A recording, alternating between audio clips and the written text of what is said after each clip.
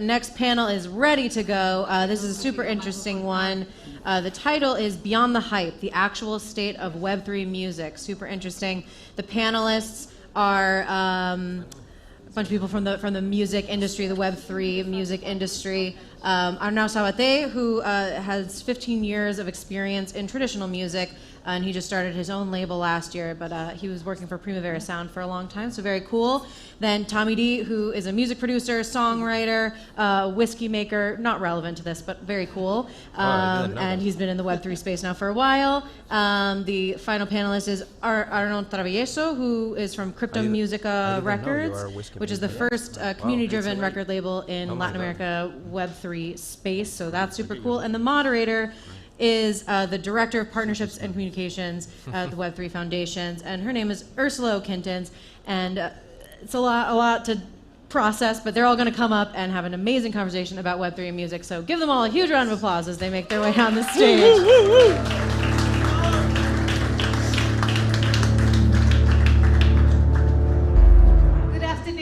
Thank you, everyone. It's Friday afternoon, and I'm sure that some of you might want to be at the beach, or you might want to have a long lunch.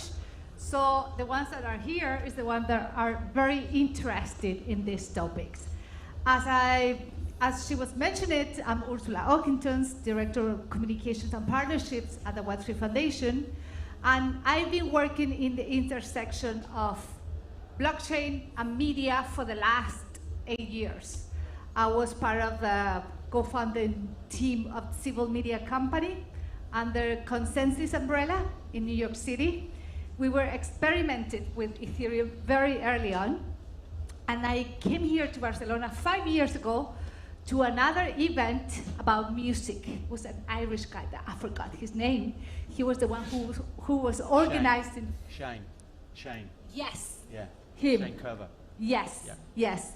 And he invited me, and that was 5 years ago. So we were talking about the potential of blockchain in the music industry. 5 years has passed, and now we have seen the real action of what blockchain can bring into the music industry. So I'm thrilled to be here with these three fantastic panelists, Arnau, and Will. I will let them introduce themselves, and then we will go to the questions, because there's a lot of going on right now in the Web3 and music industry. Arnau. Okay, well, hello everyone. First of all, it's good to be here, and thanks at Barcelona for organizing this. I do not have any crypto background, I must say. However, I started in Web3 a year and a half ago, probably by his fault. He's one. A lot of people in Spain they have started because of his fault. He's one of the investors of Gudzu, which is like a Web3 music ecosystem that provides with tools to creators to empower their careers. So we are willing for a more transparent and fair music business. And I must say that although I do not have any crypto background, I got engaged for Web3 because the first time I heard about it, it remembered me, or it felt to remember me the same vibe when I started in the music. I started in the music in a very young age, with 16 years old, as an independent promoter, and I was doing that for the community because I wanted to bring to my city the bands that I liked to see and the bands that my mates or my pals wanted to see in my city. So that's why I started in music. When I discovered Web3, something similar happened. So I felt the similar vibe in terms of community, in terms of trying to build something new, more fair, and more for everyone around you. So that's basically why I started and left the traditional music industry, where I really have my background. I worked for Primavera Sound for 6 years, being one of the main bookers, but prior to that, I worked for Discogs, which is one of the most biggest music database and marketplace in the world, and then I also worked for Yega Music for a long time. thank you, and well, it's a pleasure to share this with you guys. Thank you. Now, we must say that we are now with just like a month ago. Actually, Arnau was there. Arnau is so confusing. He was also there because we organized the first Web3 Music Summit in Madrid along with Primavera Pro. So this is something that we are working on this for the few months ago. So you were in Madrid as well, and you can introduce yourself, and then we go to the Yes. How you doing? Feeling? How you feeling today? ¿Cómo están? Yeah. Yes, I represent music Web3 in LATAM right now. So I am myself here in number of a huge community in LATAM. Many voices that musicians that want to change his careers, their careers. Sorry.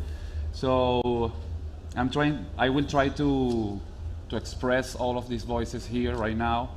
I am a musician, basically. I just was a singer, guitar player, record producer. And then after the pandemic, I discovered the NFTs and say, wow, mind-blowing. So I think many people don't see the potential of this format, you know, and then we are here to try to create a conversation. So as I created in 2021 with a clubhouse where only 2 people came to talk about NFK. So we try to explain and study together, and then 2 more people, 50 people, 100 people, and I say, oh my God, and all of them musicians, very tired about how is the music industry right now. And then we transfer all of this to Twitter, and then boom, the explosion. Argentina explode, Peru explode, Venezuela, bam. So I started the record label, and then many people ask me, well, what is the difference between a record label in the music industry, traditional music industry, and in the Web3? I say it's huge because we're inventing a new kind of systems to help musicians. Our mission is help musicians to monetize. That's simple. So what is the main difference? That I believe in community. I believe in the add voices into the business or into the philosophy of the create music together instead of only create music for me. So that's it. This is my background. Thank you all to be here. Gracias a todos por estar aquí hoy con nosotros. Gracias, because this is Barcelona. Hey everybody, hello, am I on? Okay. My name's Tommy D, I'm a music producer and a songwriter, an artist, a whiskey maker, and now a tech entrepreneur. I've been in the music industry for over 30 years, I'm that old.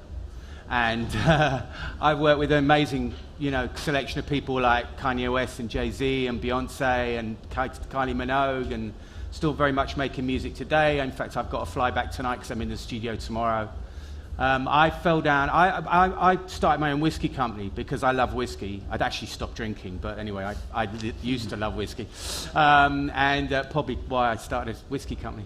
I was looking at new ways of doing things with whiskey, and I found out first about Bitcoin back in 2013, but was really bemused by it, didn't understand it at all. But kind of kept my head around it a little bit. But then in 2016, I absolutely fell down the rabbit hole and started buying tokens and really understanding the concepts of decentralization really resonated with me. I think I'm an artist as well. I've been signed to EMI, Capital Music. And I've been signed as a writer to Universal Music and Sony. And I've worked with major label artists all my life, but I've also worked with a lot of independent artists. And having that understanding of what it feels like to be an artist, what it feels like to work with artists day in, day out, you really get a feeling for the music industry as it stands. And so I really, really understand the music industry. And so when I realized what decentralization actually meant, the idea of bringing the control back to the individuals, back to communities, I realized that was the point where I realized how wrong the music industry was, you know, in the sense that it's a system that is just one system. It's just one system. It doesn't necessarily need to be like that, but it is just one system.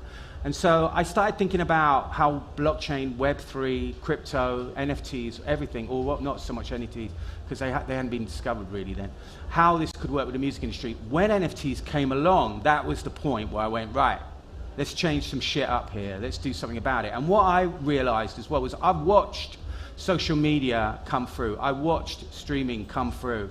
And I watched a lot of tech people, all due respect to tech people out there, but I watched a lot of tech people come in and think they know about the music industry and think they know what it feels to be like an artist. And unless you've actually been an artist, or unless you actually work with artists, you don't know the music industry. I'm sorry. Just because you go to a few gigs and stream a few tracks, you think you know it, you don't know jack shit, right? So I was like, I'm not gonna let this shit happen, right? I'm gonna start a company. So in 2020, I started Token Tracks. Token Tracks is a music company that uses Web3 tools to innovate all aspects of the music industry. And I mean all aspects of the music industry. We have many, many different strands to Token Tracks. We're a team of about 20 based out of the UK. We have a lot of music business people in the company itself, but we also have blockchain. We have a dev team out in India. We have compliance because we're tokenization. We have IP specialist who's been in the music industry for 40 years. So we have a real cross-section, and I always wanted to build a company in this space. This is what I said. I want to build a company that has the best of all the different areas. So literally, we're like a hotbed of people just talking about the problems in the industry and then looking for solutions. So that's what Token Tracks does. I'm really super proud to be here. Thank you very much to ETH Barcelona for everybody. We got a lot of fucking shit to sort out in this industry, and this is going to be the place that we do it. Blockchain is the future. Blockchain is the answer. All of it comes back to blockchain. But, as I've said many, many times, the music industry is a fucking huge elephant. And how do you eat an elephant? One little piece at a time. So we have to work out which piece and which order we eat them in. And that's what we're here to do today, to discuss a little bit about how we do that. Woo! We're moving forward step by step, Tommy. Exactly. The Sagrada Familia Yeah. is still on building. Yeah, absolutely. So we are moving towards there. But you're right, the music industry is very complex industry. If you're not inside of the music industry, it's really hard to understand what is going on inside of the music industry. Yeah. I come from the media industry, and we've been experimenting with blockchain. And we had a big failure in New York City, but we have learned a lot. But I wanted to go to Arnau because he just joined the Web3 ecosystem, and he has a lot of experience in the music industry. And what he said is very interesting because it was my first motto when I first discovered Bitcoin in 2013 as well. It was the community-driven impulse that I felt that time. And he had the same feeling right now. So coming from Primavera Sound, being one of the lead booking agent at Primavera Sound, and right now exploring all of this Web3 experiment with Ugusu, how do you see that this technology will evolve with communities? And I'm thinking about DAOs, because we just presented a big project with Sonar, which is one of the biggest electronic music festival in Barcelona, from the world. And we're aiming to build that. But it's not easy, but it's challenging, but we're moving toward that direction. Yeah, yeah. Basically, if something describes well the music industry in general or the music business is communities in general. Why? Because if you are a big artist, you totally rely on your economy, on your community to create or empower your own economy. So we always use like an example saying or explaining why Web3 could help artists instead of what they have been doing forever in the Web 2, no? Like giving this example. So if you want to generate 10,000 euros, if you are in the Web 2, you need an average of 5 million streams in Spotify, something which is very difficult to achieve. You might know if you are an artist, so not all the artists could have that amount of plays monthly. However, to generate the same amount of money, if you are a small artist and you just need 500 fans and sell them NFTs for 20 euros each, something which is kindly achievable. So that's the big difference between Web 2 and Web 3. So that's why I always explain that artists can empower themselves by having like a small community. So you don't need to have like big communities to live for what you do. So just having like a small but very engaged community, you totally can monetize and live perfectly. Which are the biggest communities in the music industry? Probably record labels, festivals, right? So being like a music lover, I, for example, love Warp, the UK electronic music record label. That's like a big community. So, and they have been building like something which is super coherent along their life.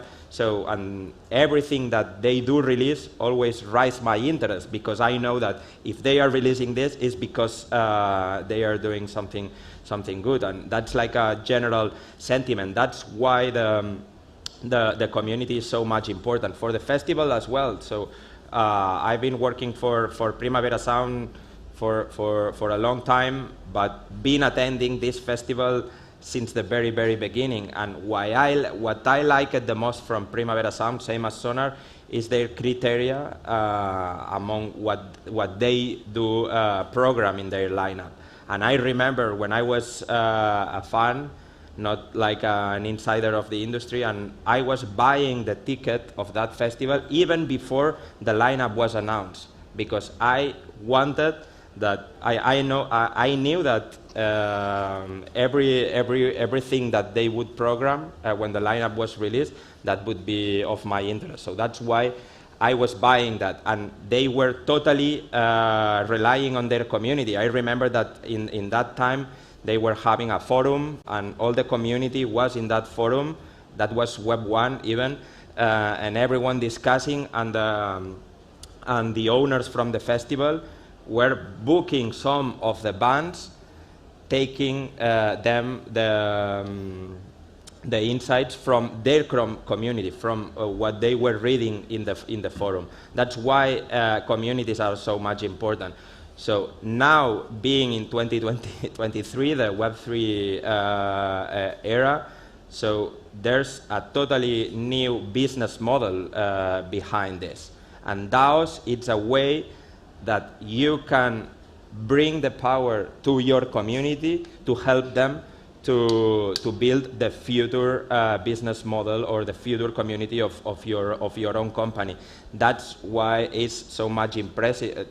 That's something which is super impressive to me, and that's why I got engaged. And this project that you mentioned, the Sonar+D DAO, that we are building together thanks to the Web3 Foundation and Polkadot, is something experimental, because we do not need to forget that we are on a very early stage of adoption. There's very few people here. I mean, you all know, obviously, what is a DAO, but if you go to the street and you ask 10 people, probably 9 will tell you that they don't know what a DAO is. So that's something difficult, and even the user experience, the accessibility to this space is super difficult. That's why I'm saying it's experimental. But at least if this succeeds, this is gonna put like the first bricks of like a big building that we will be doing together. So stay tuned for the DAO's Sonar+D DAO, because we just started with that big community. The Sonar community is quite big. But DAOs are one thing, it's the whole community. Instead of a DAO, you can experiment with many other things, like NFTs. I remember my first experience with NFTs was at the Ethereal Summit in Brooklyn, in New York, in 2017. where we were selling CryptoKitties. I was like, wow, that is a little bit weird, but it was the very first. And we didn't even call it NFT those days. Now, time has passed, and the rest is history. And I know that you, Arnau, you've been working with NFTs as well and trying to empower a lot of artists, especially Latin America, because in Latin America right now, the music industry is pretty big. It's growing with a lot of people from Argentina, Venezuela, Colombia, and so on. And a lot of people are singing or listening music in Espanol. And so we would love to know what's your take on how the Latin American communities are embracing Web3, because it's kind of challenging sometimes to try to tell them what is this and try to convince artists that they can be empowering using the new tools like NFTs, for example. Yeah, I think one of the main critical points in Latin America is the inflation. So they already are adopters of cryptocurrencies to a little bit to combat these inflations.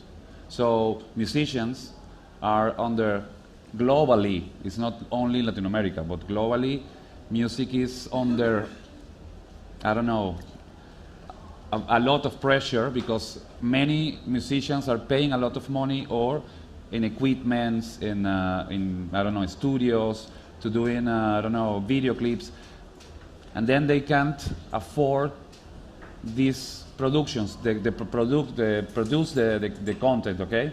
So always they try to engage another creators inside the projects, and they say, okay, but we can share, I don't know, maybe if we sell some streams in Spotify, but this doesn't exist anymore.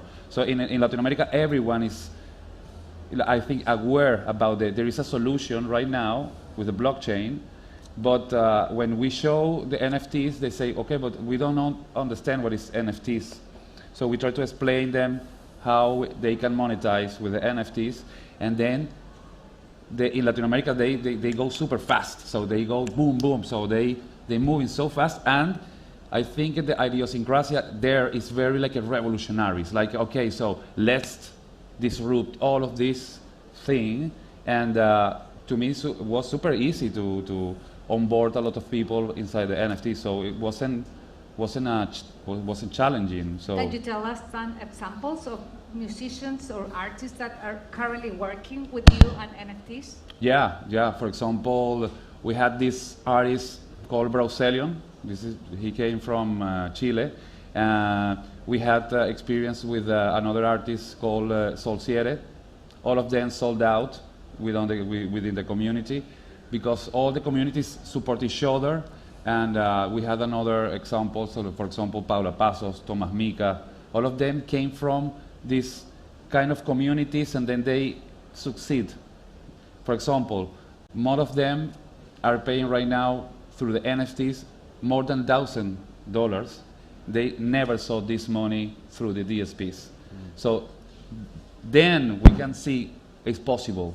So oh my God, this is the first time that I see this amount of money thanks the NFTs, thanks to this technology, and all of this decentralized. So easy to convince to these people. Well, that's great to hear. We're going to go and experiment in Latin America. But you're right, Latin America, they embrace technologies more easily than any other places in the world, like in Europe. We are more conservatives here compared with Latin America. Even Airbnb, Uber, Facebook, they all launched in Latin America first because people are more revolutionary, as you said. So they embraced all of this technology much quicker than any other places. So it makes sense. And in Argentina, Colombia, Venezuela, Venezuelans are great adopters, yeah. Yes, because of the inflationary problems in their own countries as well. So that is a big help. But speaking about the NFTs community, I know that Tommy, you also work with NFTs community, and you are embracing a larger part of the world because right now you're in the Anglo-Saxon world as well. And so what's your experience working with artists and musicians and try to embrace them into this new technology? Yeah, it's a great I mean, it's a great question because it's probably the #1 question. You know, people ask all the time, yeah, but how do you get the fans? And actually, to be honest with you, I think it is the most important question because it's not too difficult to say to an artist, would you like to make some money? That is not a particularly difficult question for them to answer. What you need to do is then explain to them how the fans are making money.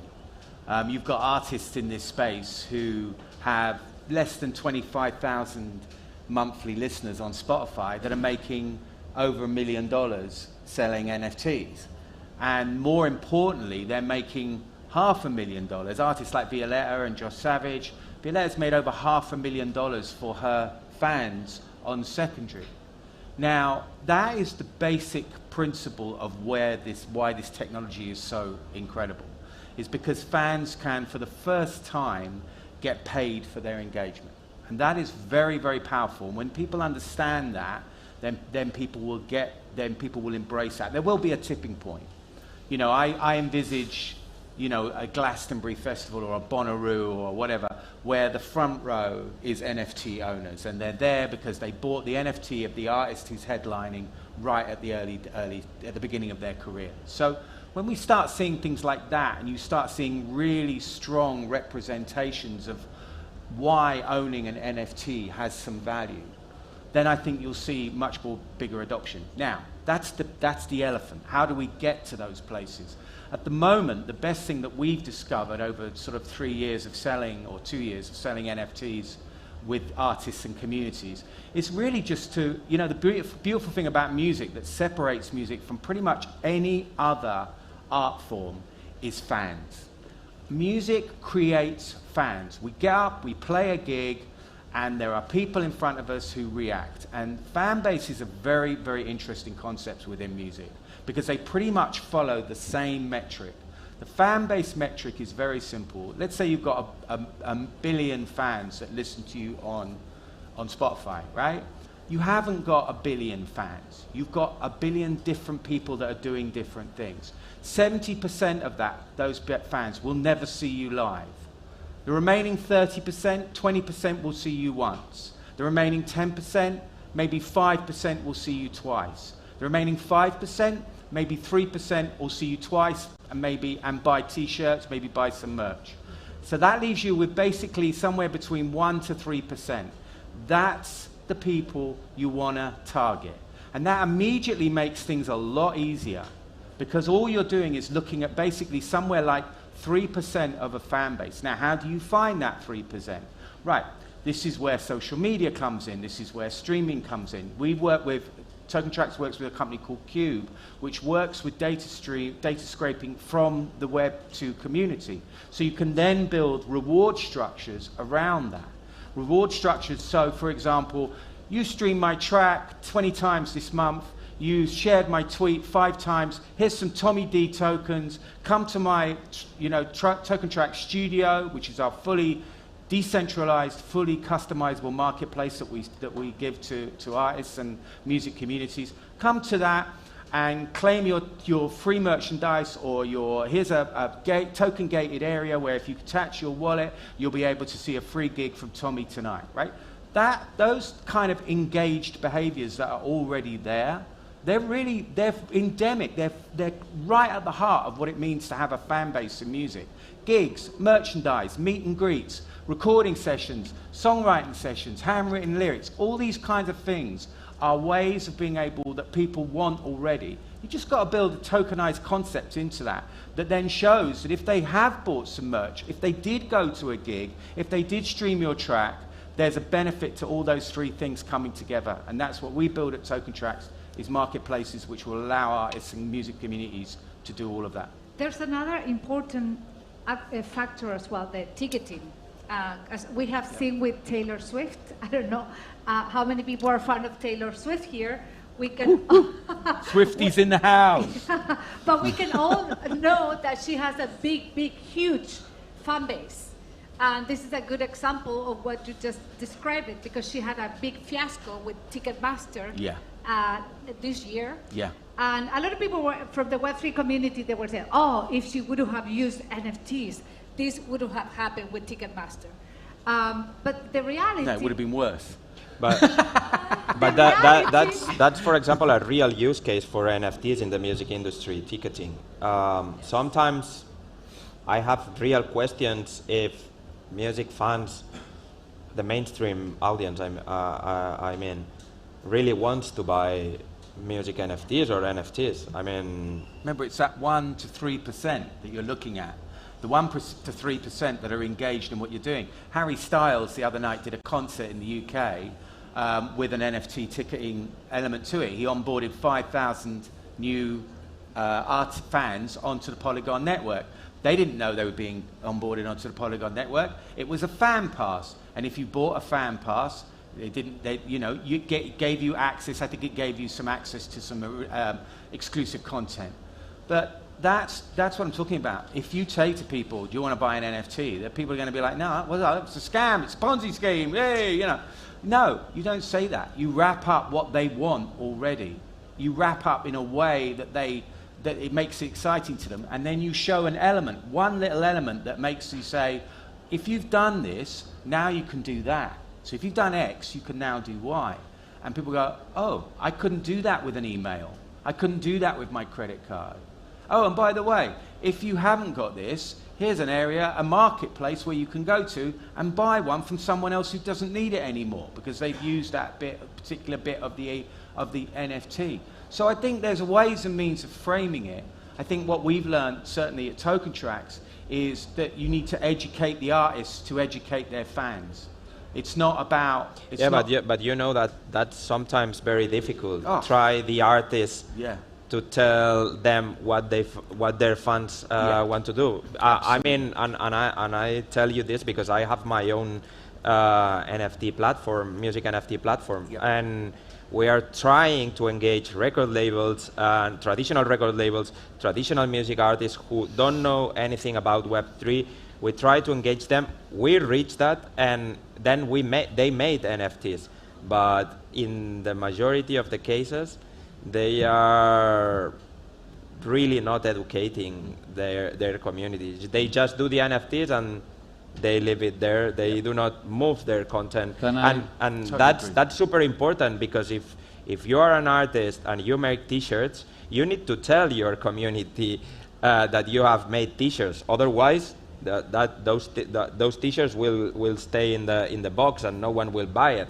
Same will happen with NFTs, with the complexity that you then need to tell them what's an NFT first, probably, or what it is useful for. I think that, to my point of view and like the experience of 2 years in the front line with community spaces, talking with people like you guys, that you are builders and making projects.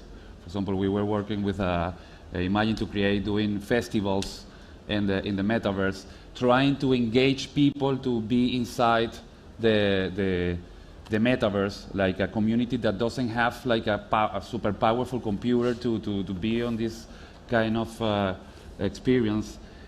We saw that the accessibility is a problem, so we need to solve the accessibility, and we need to stop to explain all the technical difficult part, because trust me, they become boring. They say, oh my God, they explain me how to use the camera, but I wanna see the photography. I wanna love the image. I wanna engage with the content. So what we need to do in the music, engage communities inside the storytelling.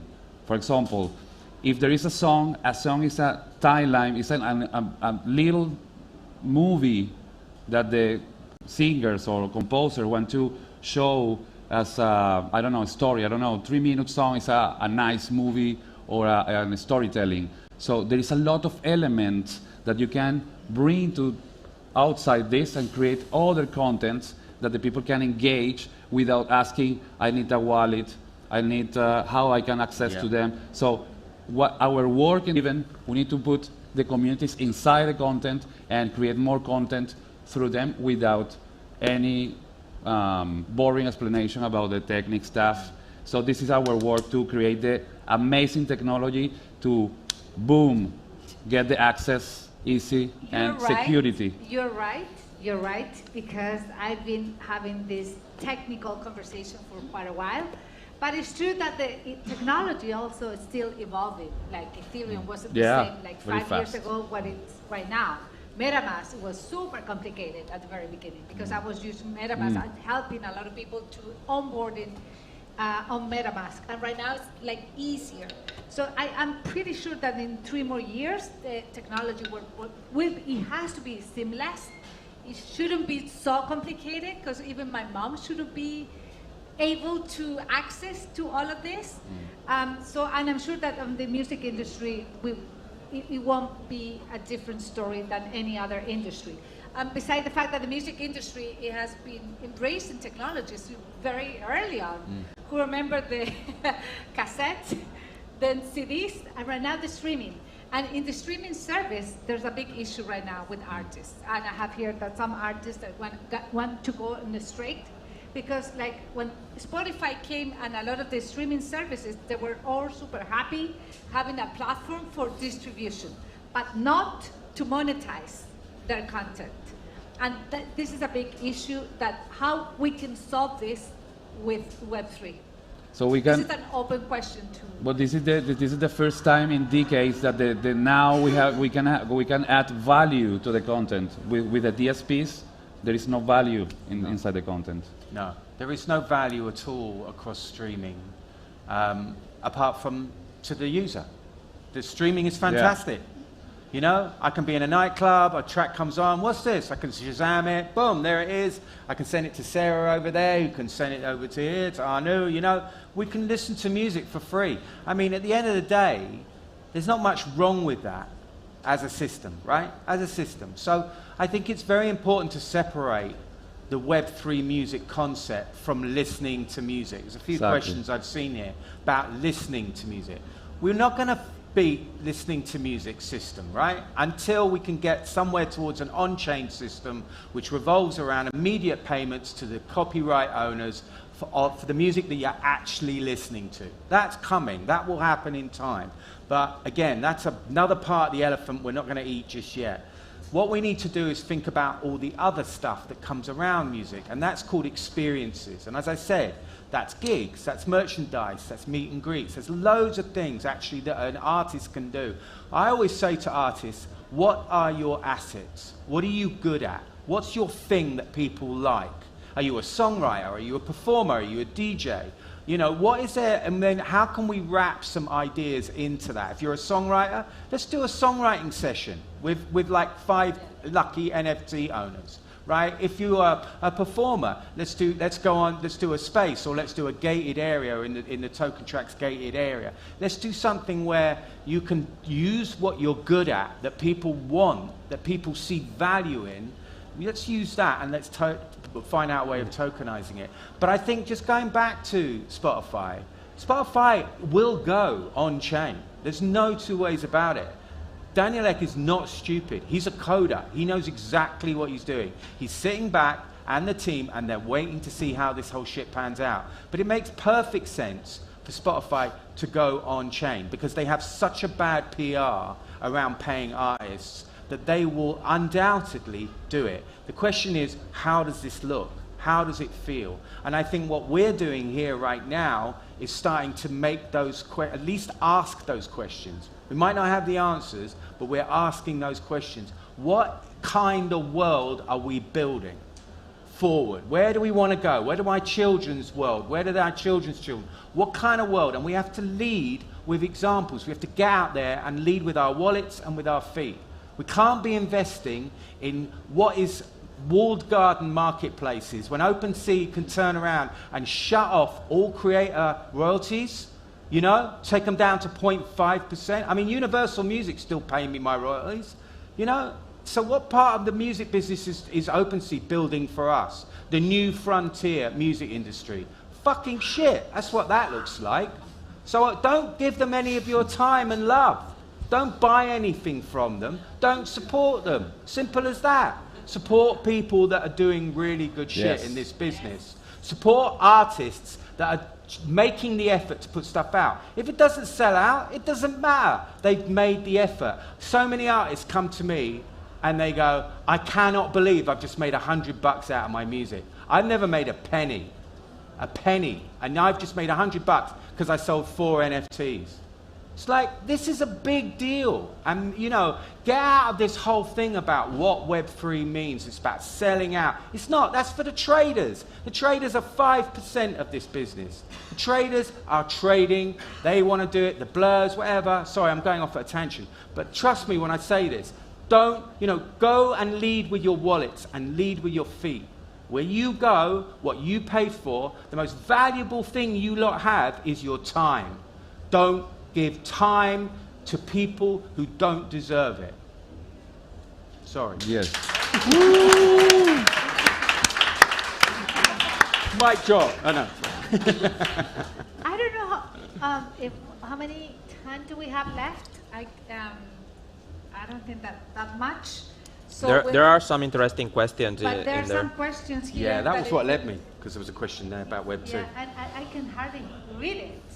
Can you read A it? Web3 musician is betraying Web3 culture when using Web2 platforms. That's why I said it. I don't think that, you know, we are the only company out there that builds decentralized marketplaces for the music industry. That's what the Token Track's main product is. We have about 50 track, we call it Track Studio, because a studio is a suite of technology, like a mixing desk, speakers, synths, drums, that artists can go in and create incredible shit. So the Track Studio is a fully decentralized, fully customizable marketplace. $5 million worth of investment that we have put in.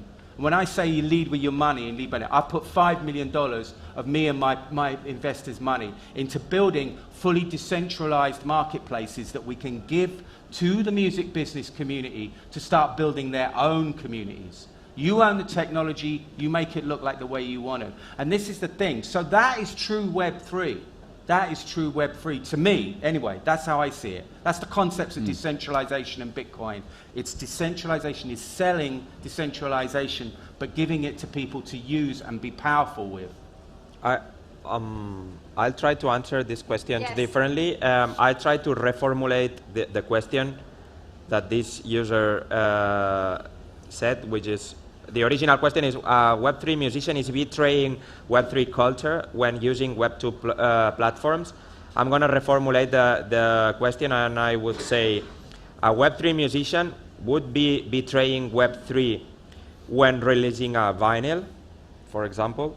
I would say no, because, I mean, they are complete different things. I mean, if I would be a musician, I would be releasing vinyl, I would be having my music on Spotify, and I would be releasing NFTs. I mean, that are complementary things, all from the same equation and different manners to reach your audience and to make up money out of it. So yeah, I mean, I totally agree with you. And, you know, as I said, Spotify streaming is amazing. Vinyl, whatever. I think one thing I always explain to artists and their fans is if you want to directly invest in the person that you love, the music that you love, actually an NFT is the best way of doing it because it's not much money for the artists to invest themselves. It doesn't cost anything. They don't have to go on tour. They don't have to create merchandise. They don't have to create vinyl, which is really, really destroying like so many. Go and check out the environmental impact of creating vinyl records, right? If people start going on about the environmental impact of blockchain. So yeah, so if you want to give an artist direct money, use an NFT. It's an absolute no-brainer. And of course, you're absolutely right. We still need to use platforms like Twitter, Instagram, whatever. We still need to talk to people, find people. But I think it's Web3 platforms. My point was Web3 platforms that are claiming to be, Web2 platforms that are claiming to be Web3, when really they're not. They're Web 2.0001. No, you're super right. I mean, we're still going to live with this Web2 world for quite a while. And actually, you're right. I like Spotify. That's the platform that I use to listen to music. I mean, I'm super up to Spotify, although it doesn't benefit the musician, but because Spotify and the DSPs has something really great, which is it has democratized the music. I mean, everyone listens to music now thanks to the DSPs, and as you said perfectly, they will go on chain at some point. Yeah. There's another question. I don't know who would like to take this one. I mean, I think to some degree, it's kind of like, which one? I think there is a very good question about how do you plan to increase. That was the question that. And this is a big. This is a big question. Yeah, question mark. The three of you can chime in. And how do you plan to increase the fan base on Web3? Yeah, I think the thing is to me it's very easy to answer this because there is a wrong word, listening. Web3 is not about listening anymore. Yeah. It's about experience. Collecting, supporting. No, it's about to live the music. For the first time, these kind of tools, the democratic tools, or the democratize, sorry for my English, democratize the users to use the tools and then don't be used by the tools, so we can create more creative stuff, like amazing stuff. So it's not more listening. So we need to deliver a content to the fans that they say, okay, so this is a new thing and this is music. So it's not listening anymore. It's living the music, inside the music. So it's a relation that we have with the music and the community. For example, what is Web3? So Web2 is a corrupted internet. Web3 is a new kind of internet, more clean, more fair, where there is more voices talking, not only one voice in the center that control the whole system. So now we can use the tools in a different way, and I know that the people is super creative and then can do. You know what happened to me recently? I was speaking with everyone in the Ethereum Barcelona, and then everyone have very good ideas. We're talking about merchandising. Oh, you know what we can do? We can do that, boom, boom. And you say, oh my God, it's mind-blowing, this idea. But every one of you have very great ideas. With the Web3, we can do it. We can do it, this idea. We can create these ideas. With the Web2, no. Because it is a center that is, no fucking way. You do what I want that. It did what create benefit for me. So I think this is a great question. How we can get more fans is deliver an experience and, hey, don't listen music, live in the music. Live it. Yeah. Can I say that in English? Yeah. Experience the music. There's a really interesting point as well. When I go back to, you remember when I talked about segmenting fan bases and it gets down to that 1 to 3%? The interesting thing is that 1 to 3% actually generates about 60% of an artist's income. So if you can make that 1 to 3% only 5%, maybe 6%, you're potentially doubling an artist's income. Now, what does that actually mean? So in 2020, the music industry was valued at $40 billion a year, right? The gaming industry was valued at $40 billion a year. 2023, sorry, year 2000 that was. In 2023, music industry is now valued at $30 billion a year, so $10 billion less. And the gaming industry is valued at $400 billion a year. So why did the gaming industry get it so right and the music industry get it so wrong? Because of the music business. The business side of music is fucking shit. It does not know how to market its own product. It does not know how to bring value. It does not know. I mean, these companies, they're selling water. You can get it out of a tap for free, but we still go and buy it because we think it's better. That's what marketing is all about. It's about convincing people of value. Now, we all love music. We listen to it all day long, whether we like it or not. We walk into a shop and they're playing music. We buy music. We go to gigs. We go fucking crazy at gigs. How many people go crazy at theatre? How many people go crazy at poetry? You get people jumping around like losing their fucking shit, right? That's what music does to people. It makes them go crazy. That's the value of music. And yet, we can't sell music. The music business can sell anything except music itself. right? So we need to work out a way to bring value back to music, to convince the general public, all those people out there, that what they're doing when they engage with music has value. That people like me, people like Sarah here, all the artists in the room, right? What we do has value. You ask a butcher, he's got value. You ask you get a taxi home after this tonight, you think he's going to get paid in engagement, exposure? He had me in the back of your cab, so you're going to give me a free ride? No, everybody gets paid. Why can't musicians? Why can't music creatives? So this is what we're doing here, is convincing people by engaged behavior that what they want to do is part with their hard-earned cash. And trust me, that is a hard thing to do in this current climate. But we will get there. We will get there. And we will double the size of the music industry. We will double the value in the music industry purely by taking an extra 2, 3, 5% of an artist's fan base and making them feel really special. Because that's what we do in music, is we make people feel really fucking special. Tommy, you just brought up a great point, how the music industry could be bigger and enhance this fan base.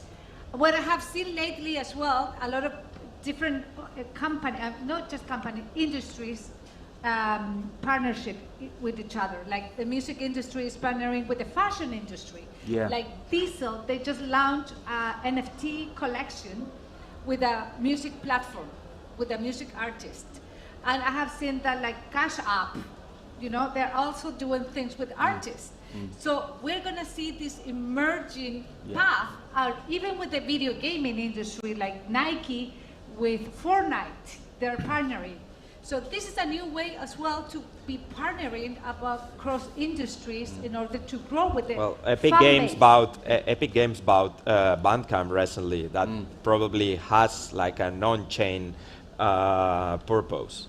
So, and that's a real good example of partnership between two big industries, the gaming, which is huge, and the music, and you cannot dissociate each other. So what would GTA be without music? So that's probably why Epic Games bought Bandcamp, because they do really has like a real purpose behind that.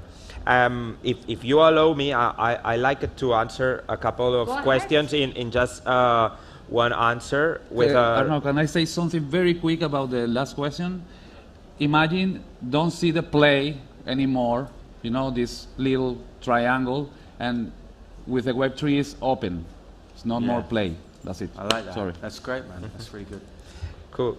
There's someone asking what Web3 marketing options exist for an artist, and there's someone else asking how DJs could benefit from Web3. So I will tell you about a real example of what we did at Gudzu, which is like at the moment the main product that we do have is a music NFT marketplace, what we call digital merch. But there was like a Spanish electronic music producer called Cora Novoa. She released an NFT where it has it was like free, so everybody could redeem it for free, and all the NFT holders could download from it like the stems of one of the songs that she was doing. Then she made a contest of remixing that song over all the people who redeemed that NFT for free. Then there was a contest, and the winner from that contest was turned into a music NFT. Then we sold that, and we made out of money, and we retributed Cora Novoa and the electronic music producer who did that NFT. So that's a perfect use case of how you can use NFTs as a marketing tool, and how an electronic music producer can make out of money of that. So that's, you just need to be creative on that. There is a good one also about marketing. What Web3 marketing option exists for an artist? I think in marketing is super tricky right now. I think all of us knows that, because marketing is about, hey, compile data. So I want to know who likes this or who likes that. So with the Web3 the Web3 is made on top of the blockchain, and blockchain is gaming theory and network effects. So I think this is the only way to do some kind of not convincing people about that this have value. No, is put value in the music or in the experience, and then the people could talk and make the network effects works. And communities talking together, like for example, this kind of events or Twitter Spaces, we do the network effects, and then this works very well. I think that marketing, the traditional marketing doesn't work anymore in this field. Marketing in Web3 is about communities. Exactly. That's the way it grows. And it's very much. I mean, I'm now apparently I'm now the longest running music NFT Twitter space, regular Twitter space. I do a Twitter space every Monday at 6 p.m. and I've been doing it since October 21. And the reason why I started doing that space was because I was seeing a lot of misinformation being talked about in the industry about ownership of NFTs and what you're actually buying and selling. So I started doing a Twitter space to talk to people and educate them about the actual music industry and the way it's structured. But that is a fantastic space, and we get so, I've had everybody in NFT music come in, and a lot of them are regulars, and we talk about the space, we talk about all kinds of things. I do think that actually, Twitter is, for all its faults, is still one of the best places to get your projects out there. Also partnering up with other projects, as you say, it's about community. Community isn't just your own community. We are a community. The Web3 is a community. We need to work together. Exactly. We need to help each other. We're not in competition. There's not enough people out there who are interested in what we're doing. So we need to work together to actually combine communities, educate each other's communities on what we're all doing, because a rising tide lifts up all boats. And that's where we're at the moment, is to help each other. So a lot of times it's like partnering up with maybe PFP communities to explain what you're doing and giving each other free, I'll give you a bunch of NFTs, you give me a few NFTs, and we'll share them and sell them. We'll do Twitter Spaces together, we'll promote them through that. Also partnering up with other Web3 projects, other builders in this space of building technology. We at Token Tracks, we aren't like tech agnostic. It's not about what we build. We partner with many, many different third-party companies to incorporate what they're doing into our track studio, because we want the best experience for users, and we haven't got all the resources anyway to build out everything. So if someone else has spent a load of money building it, why wouldn't we take it on board? So I think marketing options, I don't think they've changed that much. I will say one more thing. Look to your area. Look to your local area where you live, where you function from, because we forget that. We live so much online, and we think, we've got to think about online.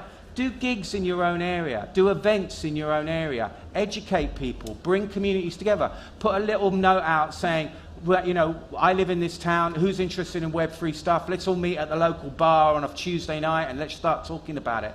Get that? You wouldn't believe how much that can come from those kind of marketing opportunities where you're just talking to people. Look at these events that we all come to, We're coming to them not just because we want to hear people talk about stuff, but because we want to meet people. So the old-fashioned concepts of marketing as meeting people in real life, they're still there. They haven't gone anywhere. Well, we don't have much time, but it has been a fascinating conversation, and there's a lot to talk on music, because AI is something big that is changing the industry as well. Yeah. IP in the industry as well, with AI interaction, and how AI will work with Web3. Yeah, and where AI needs Web3. Absolutely. It needs it, because it needs automated checks and balances, it needs financial transactions, it needs all of that. To validate the content. To validate the content, exactly. I propose we can continue this conversation, do you want, with Criptomusica. We do each Saturday on Twitter Space at 8 p.m. CEST. So I want to continue this conversation with you guys. If you want to come and then raise the hand and use the microphone. And I think that this is a very important conversation, because we are builders, we are building something very important to getting value inside of the music. And the life is not a race, it's a journey, and all of this stress that produce Web2, no, please, it's not for us, Let's not for just me. finish it with each one of you. You Yeah. can say your Twitter handle, where they can reach to you, and you have a Twitter space as well. So each one of you, you're building your own community, and you can interoperate into your own communities to our bigger communities. Yes. Yeah. Arnau. Yeah, well, you can follow Goodzu, which is the company I co-founded. We are Goodzu in all Twitter, Instagram, and from there you will find links to our Discord channel, website, everything. At crypto with Y__ música is in Twitter, but visit our website. There is a manifesto there. This is not my manifesto. This is one thing that I wrote, adding many voices for 2 years, people from Latin America, Spain, that are super tired of what is happening with the music. And yeah, that's simple as it. Let's connect each other. I really love to connect with all of you guys. And yeah, let's build together. Yeah, I am at Tommy Danvers, Danvers. On that, you'll find a Koji link with loads of information, loads of stuff that I do, and loads of information about what we're doing over at Token Tracks. Token Tracks is TOKENTRAXX, 2 X's. Token Tracks, and yeah, loads of information about what we're doing. It's way too much to talk about now, but come and check out Monday Space at 6 p.m. UK time. And yeah, I agree. Keep building, keep believing, because just stand back for a minute and don't forget about ETH prices, Bitcoin prices, all that shit. Just forget about it. Where's this technology? What can we do with it? How exciting does that mean? The creative aspects of what this technology offers us, which is certainly things that I've been doing. And Sarah May, an incredible, go and check out Sarah May's job. Amazing use of AI, generative music and art, crypto, rarities, all kinds of stuff. Absolutely genius drop on Token Tracks. So please go and check that out. That's what's exciting for me as a creative person, the creative opportunities that this technology gives me and gives my fans. It just blows my mind. So yeah, come check out me, Tommy Danvers, Tommy D. If you just Google Tommy D, you'll get me anyway. Fantastic. Thank you. Muchas gracias.